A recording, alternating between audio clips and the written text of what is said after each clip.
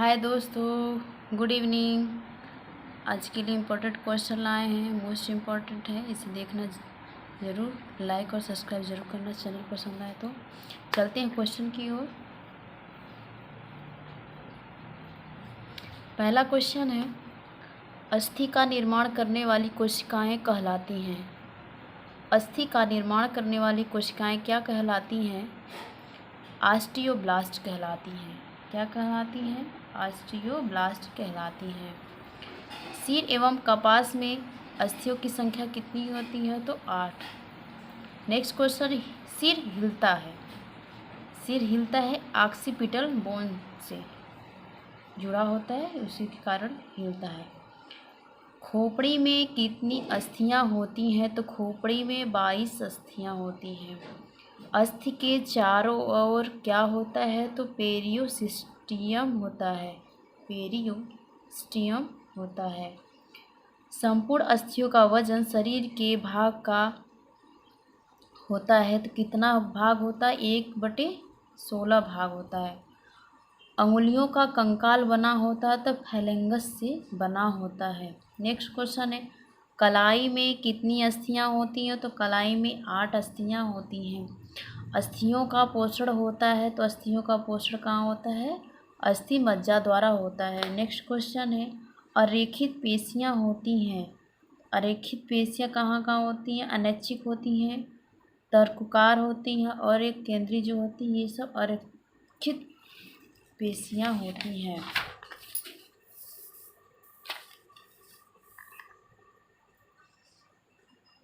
Next question है, मेरुदंड में कितनी अस्थियां होती हैं? तो मेरुदंड में 33 अस्थियां होती हैं। गर्दन की कशेरुकियां कितनी होती हैं?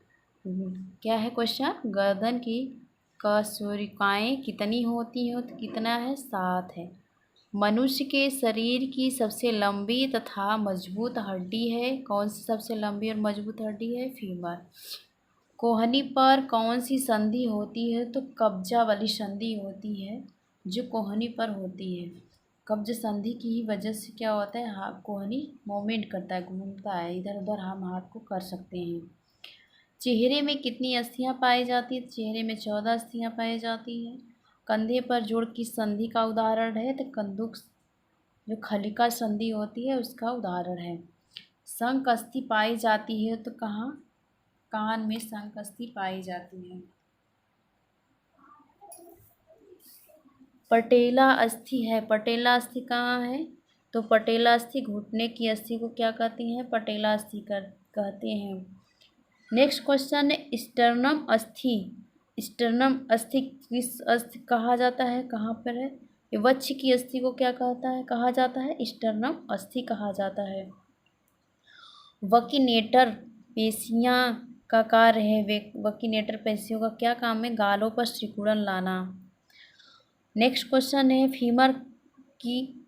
फीमर कहाँ की अस्थि है? तो फीमर एक जांघ की अस्थि है।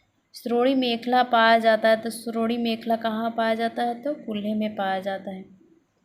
मनुष्य की रीढ़ की अस्थियों की संख्या कितनी होती है? तो मनुष्य की रीढ़ की अस्थियों की संख्या 26 होती है।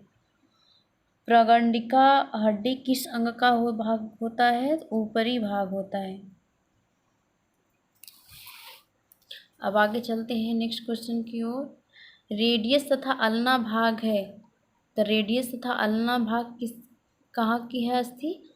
ये हाथ का है, हाथ की अस्थियों का है। ये अग्रभुजा को क्या कहते हैं? रेडियस और अल्ना कहते हैं। टीबिया तथा फिबुला किस अंग से संबंधित हो? तो पैर से संबंधित है। पैर की हड्डियाँ दो थी, जैसे टिबुलस और एक फिबुला। सबके से चमकीली हड्डी को टिबिया हड्डी कहा जाता है। कपाल में कुल अस्थियां होती हैं तो कपाल में कुल 8 अस्थियां होती हैं। मोच है लिगामेंट का खींच जाना। मोच क्या है? लिगामेंट का खींच जाना। जैसे होता है गिरने पर चोट लग जाए, कभी मोच लग जाती तो क्या होता है? लिगामेंट का खींच जाना ही मोच कहलाता है। ट्राक्सलिलिया पाया जाता है कहाँ पे? ह्यूमरस रस में। सैंडल संधि पाई जाती हो तो सैंडल संधि कहाँ पाई जाती है? अंगूठे की मेटाकार्पस तथा कार्पस के बीच की जो संधि है सैंडल संधि कहा जाता है। नेक्स्ट क्वेश्चन की ओर चलते हैं। यहाँ से और इस यहाँ से इम्पोर्टेंट क्वेश्चन और बनता है, उससे मोस्ट इम्पोर्टेंट क्वेश्चन यहाँ से बनता है। ये जरूर क्वेश्चन आते हैं इसमें से। मेटाबॉलिज्म के फादर का क्या नाम है? तो मेटाबॉलिज्म में फादर को क्या कहते हैं? लेवोईजर भी कहा जाता है। पोषण विज्ञान के पिता को भी लेवोईजर कहा जाता है। लेवोईजर हैं पोषण विज्ञान के जन्मदाता, मेटाबॉलिज्म के जन्मदाता, इन सब के क्या है? लेवोईजर क्या है? इनके सबके जन्मदाता हैं। नेक्स्ट क्वेश्चन है, ऊर्जा मापने की विधि को क्या कहते हैं? तो कैलोरीमेट्री कहते हैं। ऊर्जा का मात्रक क्या है? जूल है। कैलोरीमेट्री दो प्रकार के होते हैं, कौन कौन से? प्रत्यक्ष और अप्रत्यक्ष। किसी ऊर्जा की गणना कैसे की जाती है? बॉम्बिक्स कैलोरीमीटर के द्वारा की जाती है।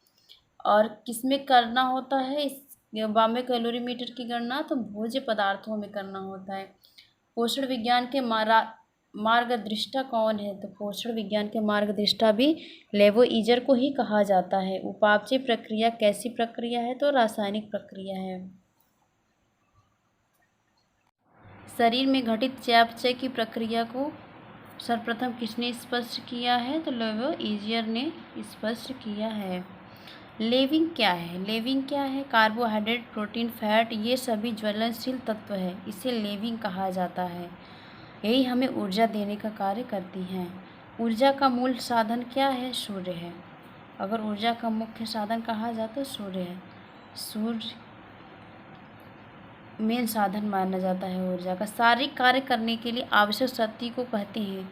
जब हम शारीरिक कार्य करते हैं तो उसकी जो हमें शारीरिक की आवश्यकताएं, जो शक्ति होती हैं आवश्यकता के अनुसार, उसे हम एनर्जी कहते हैं। निद्रा की स्थिति में बीएमआर कितना प्रतिशत कम होता है? तो 10% कम हो जाता है। बीएमआर ज्ञात करने के लिए भोजन के कितने घंटे बाद सैंपल लेना चाहिए? तो 12 घंटे बाद लेना चाहिए। अगर ऑप्शन में 12 से 20 दे दिया है या 15 से 20 दे दिया है तो भी आंसर 15 से 20 या तो 12 से 20 भी सही माना जाएगा। आधारित चयापचय दर ज्ञात करने के लिए मुख्य रूप से क्या होना चाहिए? अप्रत्यक्ष विधि का प्रयोग करना चाहिए। नेक्स्ट क्वेश्चन की ओर चलते हैं।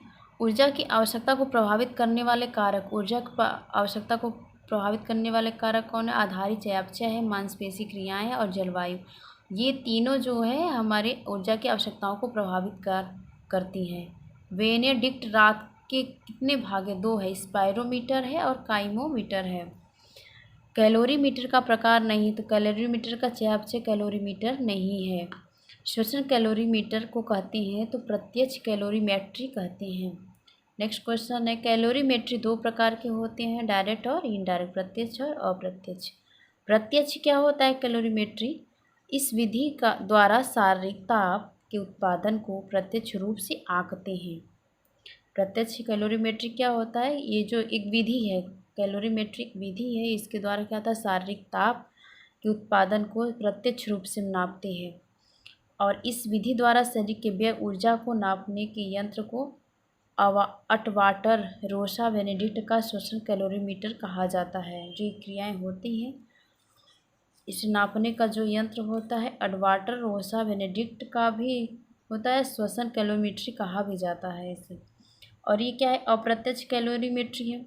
अप्रत्यक्ष कैलोरीमेट्री क्या होता है? इस विधि से शरीर से ऊष्मा व्यय को मापने के लिए अप्रत्यक्ष कैलोरीमेट्री का प्रयोग किया जाता है।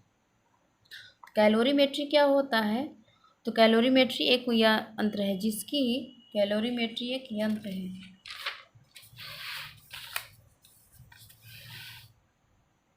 जिसकी सहायता से शरीर में उत्पन्न ऊर्जा तथा शरीर के द्वारा व्यय ऊर्जा का नापा जाता है।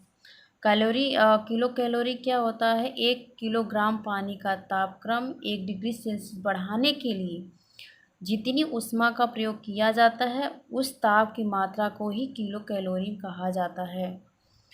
नेक्स्ट क्वेश्चन है, मानव श्वसन कैलोरीमेट्री का आविष्कार किसने किया था? दी अटवाटर ने 1892 से 1902 ईस्वी में किया था। ऐच्छिक क्रियाएं क्या होती हैं? कभी कभी पूछ दिया जाता है ऐच्छिक और अनैच्छिक क्रियाएं क्या होती है? तो ऐच्छिक क्रियाएं वह क्रियाएं होती हैं जो अपनी इच्छा अनुसार की जाती है, जैसे लिखना, पढ़ना, कपड़ा धोना, खाना पकाना, घुड़सवारी करना, दौड़ना, ये सब हम अपनी इच्छा के अनुसार कर सकते हैं। जब हमारी इच्छा करेगी तब हम इस कार्य को करते हैं। और जो अनैच्छिक क्रियाएं होती हैं जो हम अपनी इच्छा अनुसार नहीं करते, वो हमेशा कार्य करती रहती हैं। जब हम सो रहे होते हैं तभी हमारे शरीर में आंतरिक रूप कुछ क्रियाएं होती रहती हैं, जैसे जैसे हृदय का धड़कन, फेफड़ों का द्वारा सांस लेना, छोड़ना, वृक्क द्वारा मूत्र निर्माण करना, रक्त परिसंचरण, यदि आदि क्रियाएं क्या होती हैं? अनैच्छिक क्रियाएं हैं। ये किसी परमिशन की ज़रूरत नहीं होती है।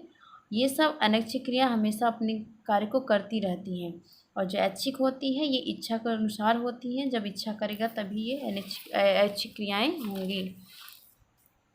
नेक्स्ट क्वेश्चन की तरफ चलते हैं। पर्सनालिटी शब्द की उत्पत्ति किस भाषा से हुई है? तो पर्सनालिटी शब्द की उत्पत्ति पर्सोना शब्द से हुई है। ये लैटिन भाषा से लिया गया है। पर्सोना शब्द का क्या अर्थ होता है? बाहर नकाब या वेशभूषा। पर्सोना शब्द का क्या अर्थ होता है?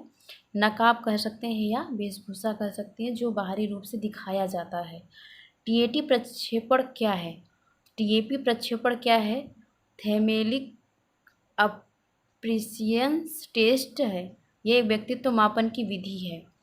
टीएटी में कुल कितने कार्ड होते हैं? तो टीएटी में 31 कार्ड होते हैं, 31 कार्ड होते हैं। रोसा स्याही धब्बा परीक्षण में प्रयुक्त कार्डों की संख्या कितनी होती है? तो रोसा स्याही धब्बा परीक्षण में 10 कार्डों की संख्या होती है। व्यक्तित्व जन्मजात और अर्जित प्रवृत्तियों का योग है, ये किसने कहा था? वैलेंटाइन ने कहा था। पिछड़ापन मापने की इकाई क्या होती है? तो शैक्षणिक लब्धि होती है, जो हम अपने पिछड़ापन को माप सकते हैं। NIVH का पूरा नाम क्या है? National institute of visually handicapped. Next question है NIVH कहाँ स्थित है? यह देहरादून में स्थित है। NIOH का पूरा नाम क्या है? National institute of orthopaedic handicaps. और ये कहाँ स्थित है? ये कोलकाता में स्थित है।